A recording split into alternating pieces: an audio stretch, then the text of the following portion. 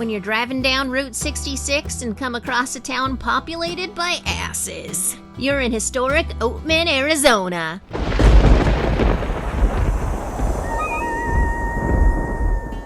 Hey everyone, it's me, KatieBeth again, and welcome to Oatman, Arizona.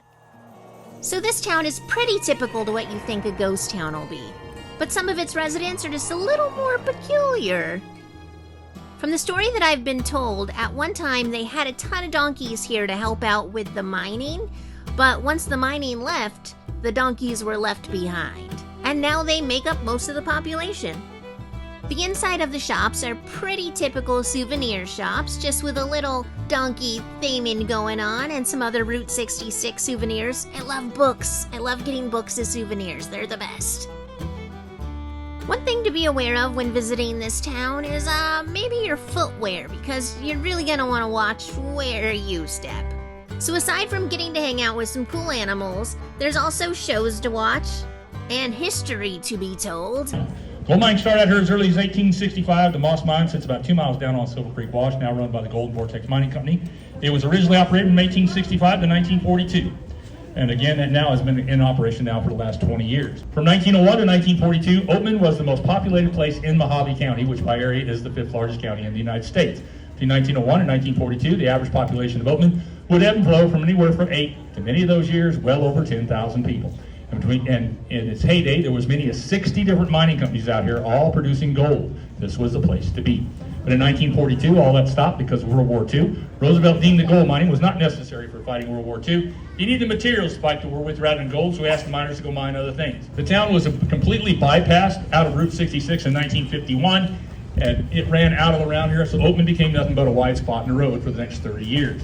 Now, Hollywood came out and filmed a movie called Foxfire up here in 1955, and again in 1961 they filmed parts of the movie How the West Was Won. But other than that, it was pretty much nothing but a wide spot in the road for the next 30 years. It really wouldn't start coming back to life till after 1978 when I-40 ran over the top of the bypass, and once that happened, more and more people started traveling through Oatman, and Oatman started coming back to see what the life you see today. But even a gold mine camp has to have a bank, and our bank is over there.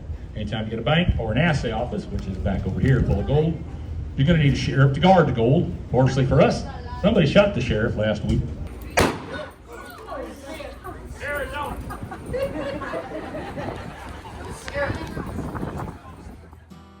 Overall, it's a super cute town, and the residents are great, both animals and humans. But as far as the donkeys are concerned, they're pretty much everywhere and do pretty literally whatever they want. So for a tiny little town, I'm really super surprised on how long I spent here, and I still feel like I could spend some more time here. I spent about 2.5 hours, got to see a gunfight, got to see a donkey fight.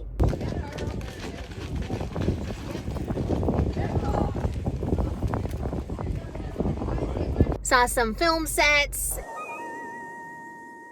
and just had an all-around relaxing kind of fun time. I did get to pet one of the donkeys, a lot rougher than I thought. I thought they'd be really soft, and they're really not. Well, thanks Oatman, had a great time here. I hope all of you guys watching had a great time too, and I recommend checking it out sometime. It's off of, I think it was a Highway 40 on Route 66, so it's right on the Route 66 path, and this is coming from Victorville going to the Grand Canyon, and it's really close to Laughlin, which I've never been to, but I can see all the signs that it's been there. Oh, and I got those little Hayat. Not sure if it's quite becoming of me yet, but I like it. I also like because it's leather or suede. It's heavier than my straw hat is, so the wind was blowing and it didn't fly off like my straw hat does. So that's really cool. So again, thank you Oatman for such a great time, and thank you to the locals that told me little stories. You're really nice and really knowledgeable. Learned a lot, had a great time. And thank all of you for watching, and just have a great adventurous day out there, everyone. Bye. Oh, one last thing I have to say.